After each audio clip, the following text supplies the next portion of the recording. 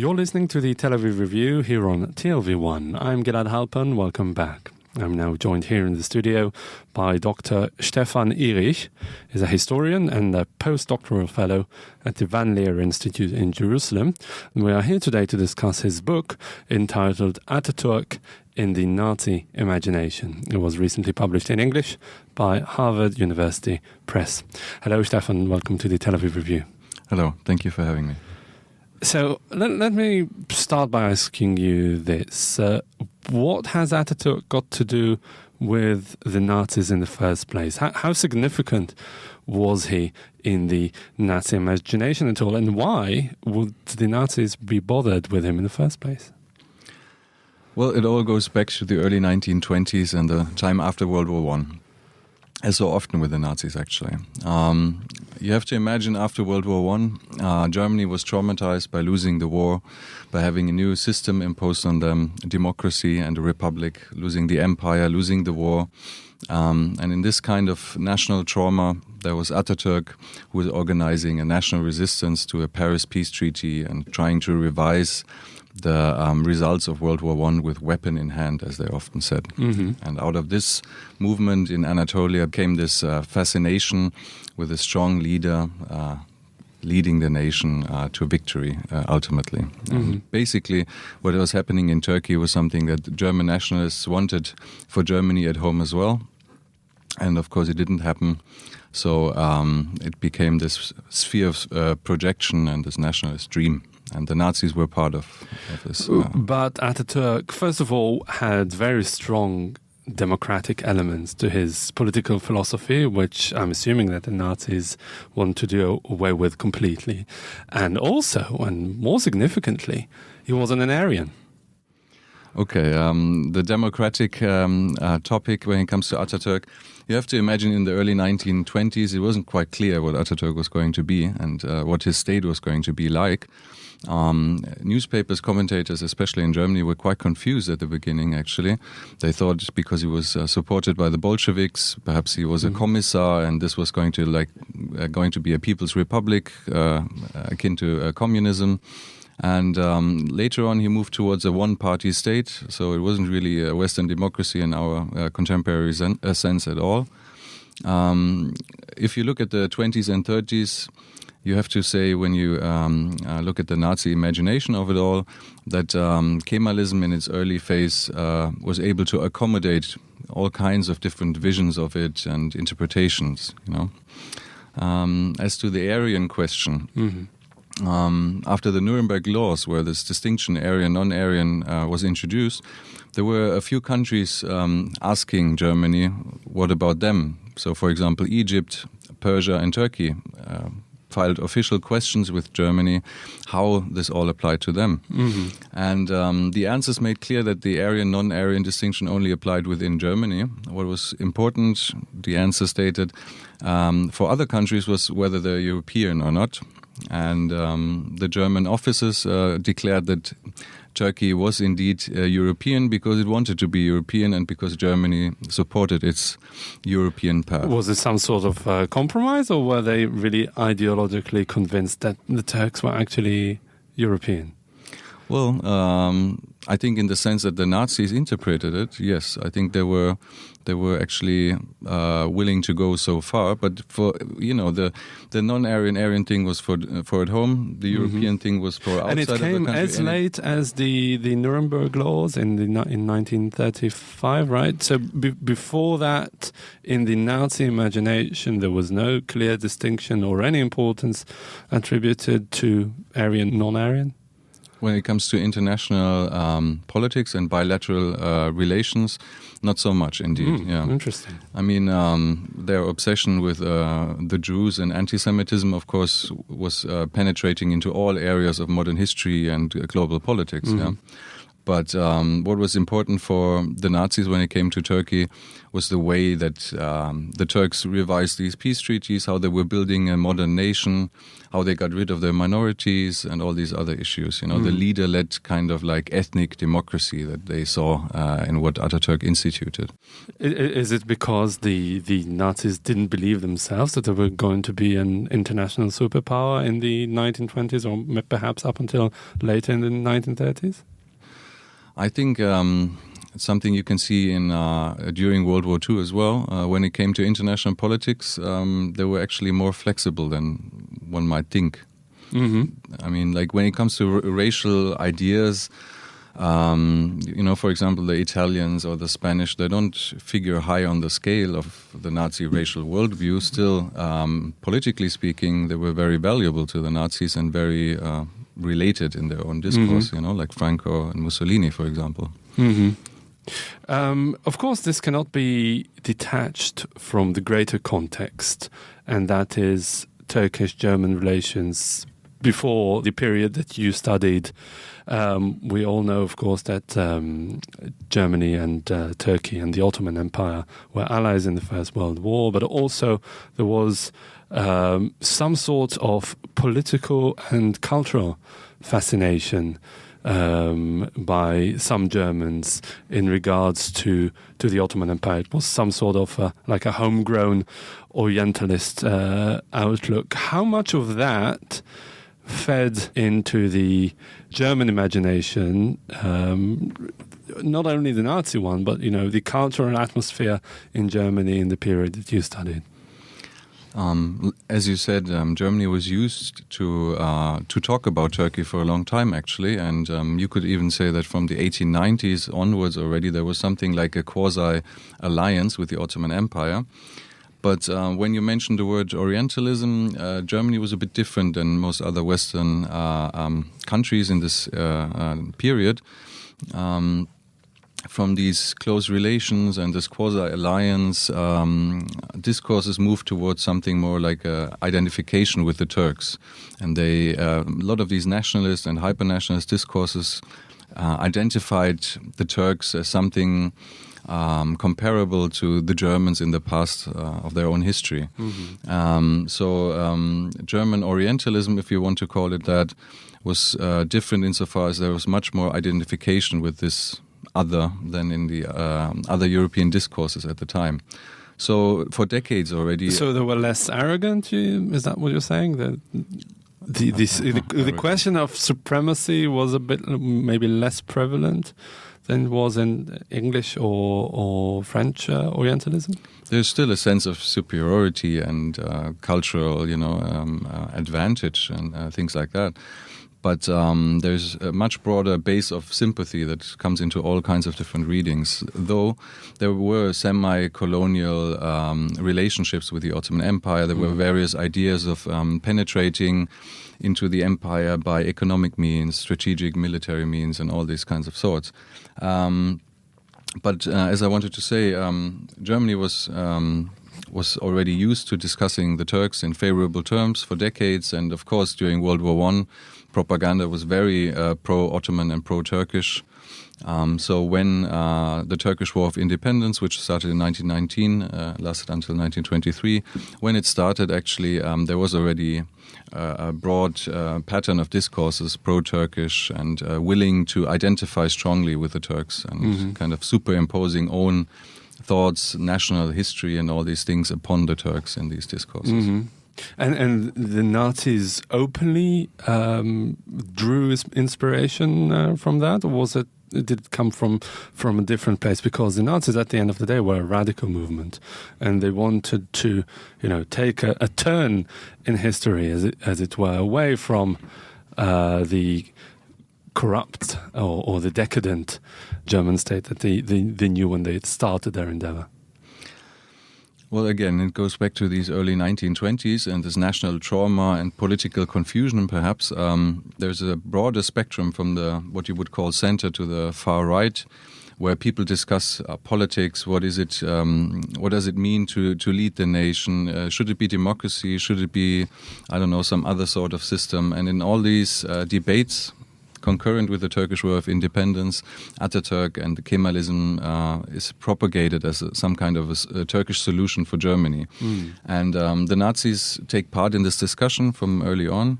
And then when it comes to the Hitler Putsch in 1923, the so-called beer hall putsch in Munich, actually in the weeks before, the Turkish role model is again discussed and put forward much more strongly than the Italian fascist example is propagated in the same papers.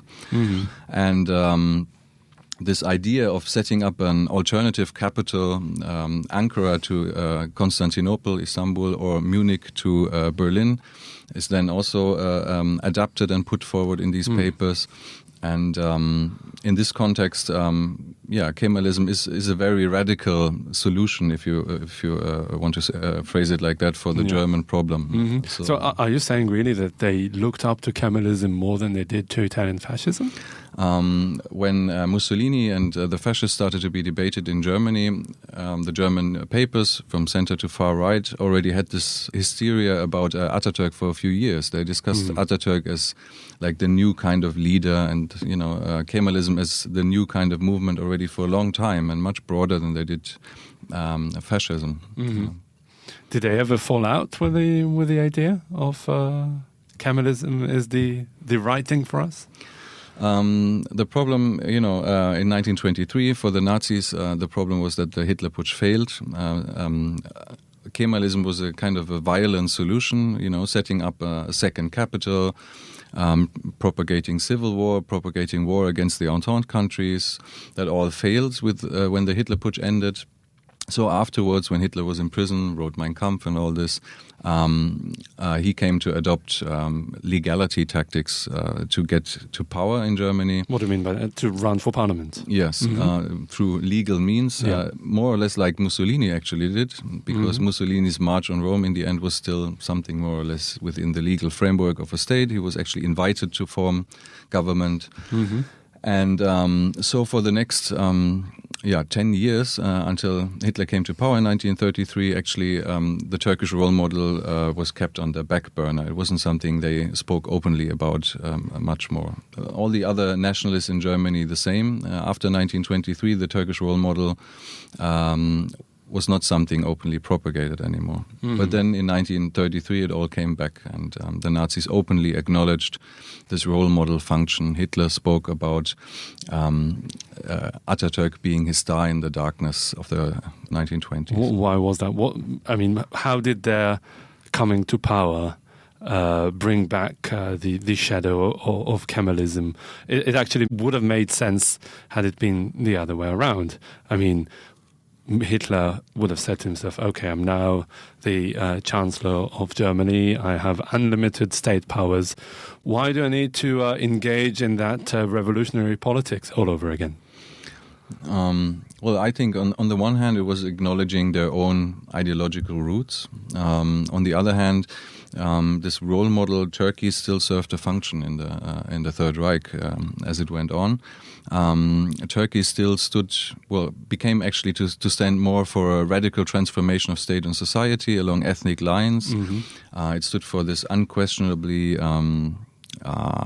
following of the leader and things like that. So it was more of a domestic kind of politics than an international, or perhaps like a model of a revolution or a coup d'etat.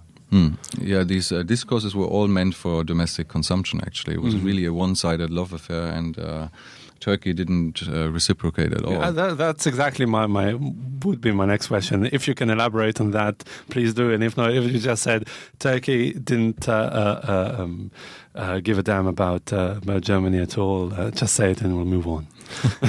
No, there's actually this interesting anecdote from late 1933.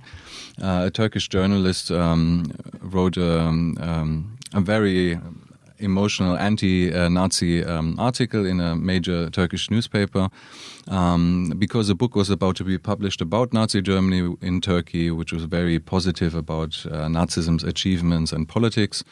And in this article, this Turkish journalist said, Nazism would never allow similar books about Turkey being published in Germany. And then a little bit later, he actually got a reaction to his article by Hitler answering directly to him, and which was also reprinted in this Turkish newspaper.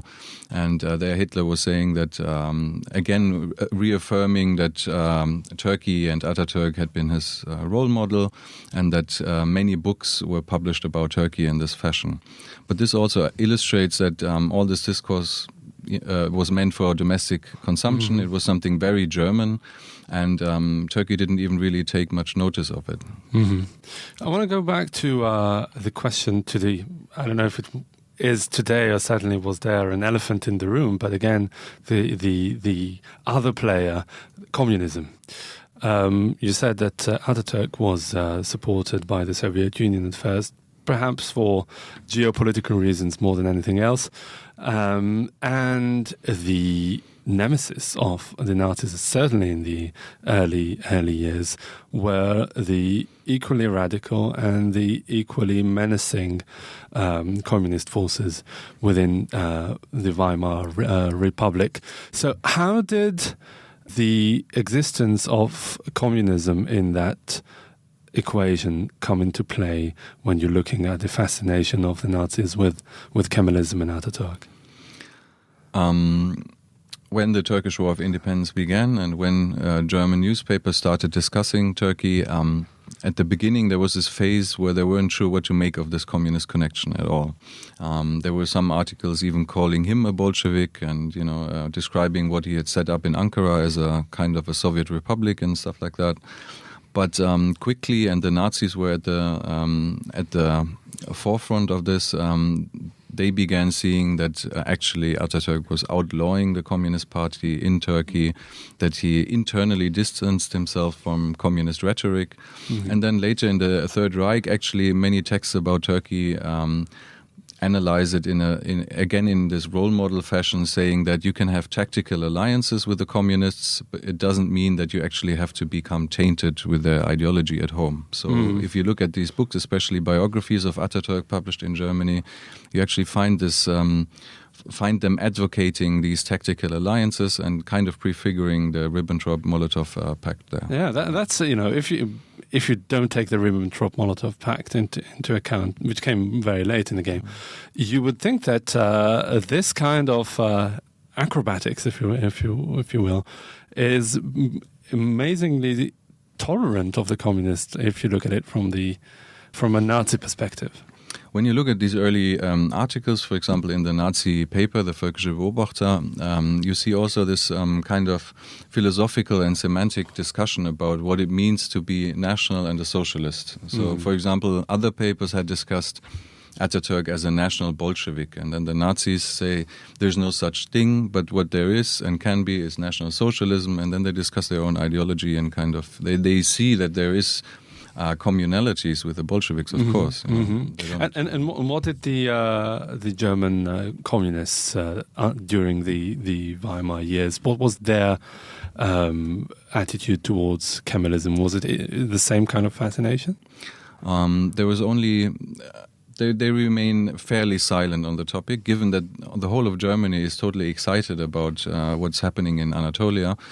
It's only some pacifists and sometimes socialists and communists that actually try to go against the tide and say that Atatürk is persecuting the communists, is persecuting the minorities and so on, and they're actually critical of him, and they see him in the same line as Talat Pasha and Enver Pasha, the leaders of the Ottoman Empire during World War I, which they also characterize as butchers of people and things like that. So they're really on the other side of the spectrum there. Even though the position of the Soviet Union was different. Yeah. German communists and socialists actually criticize the Soviet Union for supporting Atatürk. Well, that is amazing, isn't it?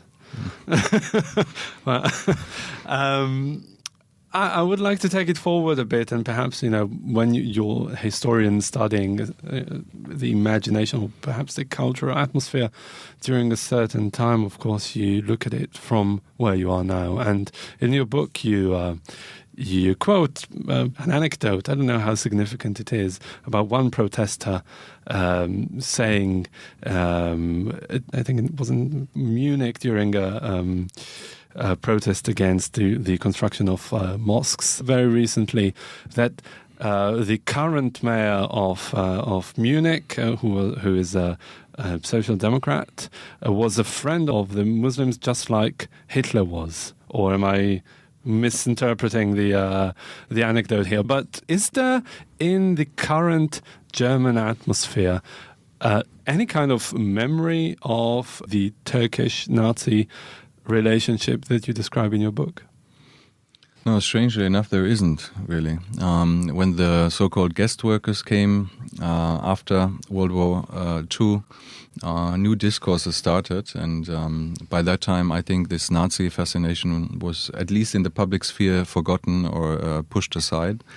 But I think that's also where my research contributes to our understanding of national stereotypes. There's this idea that since the Turks, the Ottomans really were at the gates of Vienna, until today there's this unbroken tradition of anti-Turkish sentiments in Central Europe and in Germany, where, as we said earlier, there was this whole pro-Turkish kind of German Orientalism going on up until World War I, and there was the alliance, of course, and then there was this period for another more than 2 decades of really pro-Turkish sentiments from center to far right in Germany. I would say that this kind of shows that these stereotypes, national stereotypes, are much more prone to political and the moods of the day really than anything else. It's interesting, for example, that also in the early 1920s Germany really hated Greece, and this hate, for Greece joining the other side in World War I and then also fighting on the wrong side against the Kemalists, it went away really quick and did not influence any other sentiments towards Greece or today's problems. Greece at all. That's a whole different question. That will be perhaps an interesting topic for your next book. Dr. Stefan Ihrig, historian and postdoctoral fellow at the Leer Institute in Jerusalem, and author of the recently published Atatürk in the Nazi Imagination. It came out in English and was published by Harvard University Press. Thank you very much for coming in today. Thank you very much for having me.